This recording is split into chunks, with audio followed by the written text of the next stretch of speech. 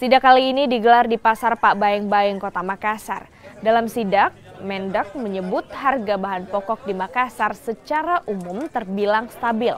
Hanya saja, Mendak menyoroti harga cabai dan ayam yang dinilai terlalu rendah. Hal ini dikhawatirkan bisa merugikan petani dan juga peternak.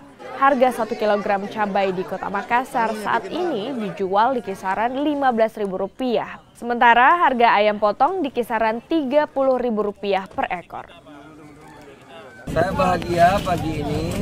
Di sini ternyata harga-harga sembako sangat terkendali. Bahkan harganya di bawah harga rata-rata nasional.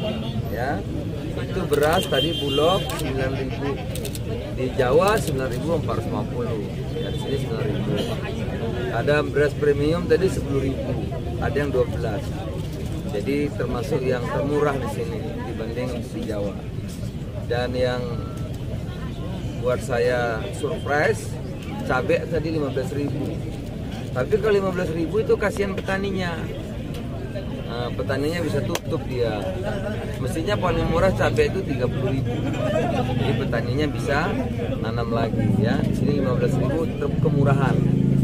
Nah, bawang karena diambil dari 5, di sini 35.